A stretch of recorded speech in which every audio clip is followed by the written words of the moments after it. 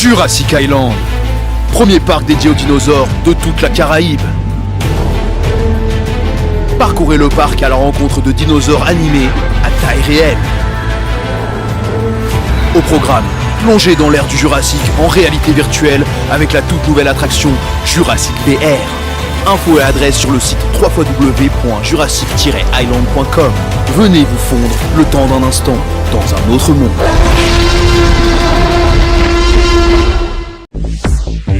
Hexagone, actualité. Voilà, nous nous trouvons à l'Assemblée nationale accompagnés de quelques députés ultramarins afin de leur demander leur réaction suite au remaniement du gouvernement, puisque vous le savez maintenant, Gabriel Attal a remplacé Elisabeth Borne avec un nouveau gouvernement. Alors, avec moi, Christian Baptiste, le député de la Guadeloupe, alors une réaction par rapport justement à ce remaniement. Mais d'abord, c'est un remaniement dont les priorités ne sont pas fixées, sauf de faire un casting. Le logement, on n'en parle pas. L'outre-mer, dans ce remaniement, on n'en parle pas. Et le président de la République a fait effectivement sa grande déclaration. On n'a pas vu de cap comme on l'attendait dans sa conférence de presse avec des questions qui étaient déjà préparées à l'avance. Et donc par conséquent, il y a eu des annonces, mais ce ne sont pas de vraies annonces, c'est du réchauffé. Premier couac du gouvernement concernant la ministre de l'Éducation, des Sports et des Jeux Olympiques. On se demande à quel moment elle va travailler. Elle passe son temps à se justifier, même après l'intervention du président de la République. Donc on voit très bien que les conditions ne sont pas réunies. Ensuite, concernant Gabriel Attal, le Premier ministre, il fera sa déclaration de politique générale le 30 janvier. Ça veut dire que nous avons un gouvernement qui n'est pas stable. Nous avons des secrétaires d'État qui ne sont pas encore nommés. Et donc, on peut s'interroger, et notamment sur la confiance qu'on peut accorder à ce gouvernement, d'autant plus que après, justement, le 30 janvier, son intervention sur la politique générale, il n'y aura pas de vote de confiance. C'est cela. Il n'y a pas une seule femme dans un pouvoir, dans un poste de ministre régalien. C'est la première fois que dans la 5e République, il n'y a pas une femme. Donc, quelle place qu'on réserve aux femmes, alors que c'est ce qui était question dans son engagement du président de la République. Ensuite, on constate que, à travers les interventions du président de la République, il y a notamment les annonces qui ont été faites. Eh bien, les sujets essentiels ne sont pas abordés au niveau économique. Qu'est-ce qui est fait véritablement pour réduire la dette, pour réduire le déficit? Bien évidemment, c'est un gouvernement qui est situé pour défendre la politique de la droite, et voire même de l'extrême droite, donc une politique libérale. Donc on a bien vu qu'il y a un dépassement par la droite. Mais au niveau de l'éducation, par exemple, eh bien, il manque des enseignants, il manque des médecins scolaires, il manque des psychologues scolaires, il manque des auxiliaires de vie. Que fait-on de toute cette politique au niveau de l'éducation nationale et par rapport aux annonces qui avaient été faites? Donc en clair, pour résumer, c'est un gouvernement remanié pour pouvoir séduire la droite et l'extrême droite. Et on constate que ceux qui sont dans la précarité, ceux qui sont en difficulté, les inégalités, selon moi, seront croissantes. Dans la mesure où les premières mesures qui sont prises, c'est d'augmenter de 10% le prix de l'électricité. Donc là, ce sont les petits qui vont trinquer.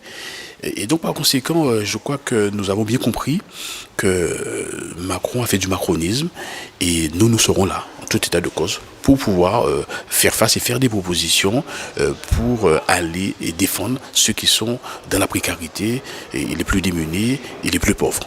Alors évidemment, concernant l'outre-mer, Gérald Darmanin conserve son poste, ministre de l'Intérieur et ministre des Outre-mer. Cependant, il y avait un ministre délégué, pour le moment, rien. Et puis pour l'instant, nous attendons simplement, quel que soit le ministre qui sera proposé au président de la République, nous espérons qu'il sera, premièrement, à la hauteur des enjeux et pour pouvoir relever les défis qui nous concernent dans l'outre-mer. La continuité territoriale, la cherté de la vie, les problèmes de santé, les problèmes de logement, et ensuite que ce soit un ministre qui connaisse les réalités de l'outre-mer, peu importe qu'il soit originaire ou pas de l'outre-mer, mais qui connaissent les réalités. Et moi, qui suis membre de la commission des finances et rapporteur de cette commission pour le budget outre-mer, je l'avais déjà dit au ministre Karenko, je l'ai dit au ministre Vigier, j'en ai parlé encore hier avec un collaborateur de Madame la Présidente de l'Assemblée nationale. Nous voulons qu'il y ait un budget où on nous associe dès le départ. Et c'est le cas en ce qui concerne la délégation outre-mer avec David Riemann, où il y a un travail qui se fait. Et d'ici la fin du mois de février, nous aurons à échanger sur cette proposition de budget de contre-budget pour que nous ne soyons pas mis devant le fait accompli. Parce que vous savez, au mois de juin, mais les arbitrages sont terminés.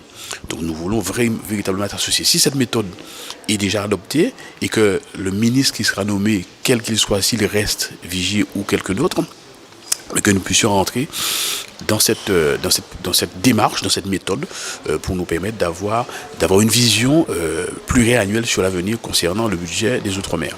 Une toute dernière question. Alors évidemment, les députés ici sont en phase d'observation puisque le Premier ministre vient d'être nommé, y compris le gouvernement. Peut-on s'attendre à une assemblée, une atmosphère plus calme dans les mois à venir à l'Assemblée par rapport à ce qui se passait avec Elisabeth Borne?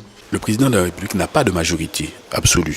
C'est une majorité relative. Ça veut dire que ce gouvernement devra composer avec les députés, notamment avec nous qui sommes dans l'opposition sur des projets qui vont dans le sens de l'intérêt général, mais surtout des projets qui répondent aux véritables problèmes de cherté de la vie, de l'inflation, du logement, de l'emploi, bien évidemment.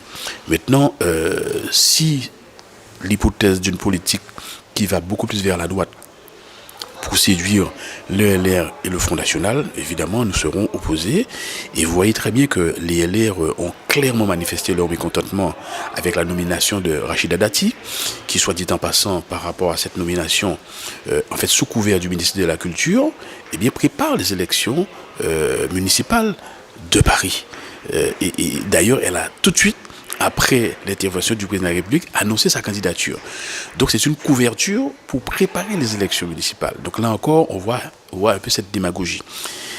Et donc, fort de tout cela, nous voyons très bien que les LR l'ont sanctionné en l'excluant, ce qui veut dire qu'il peut y avoir des positions où les LR seront contre le gouvernement juste pour manifester. Ils sont clairement dans l'opposition, ils le disent.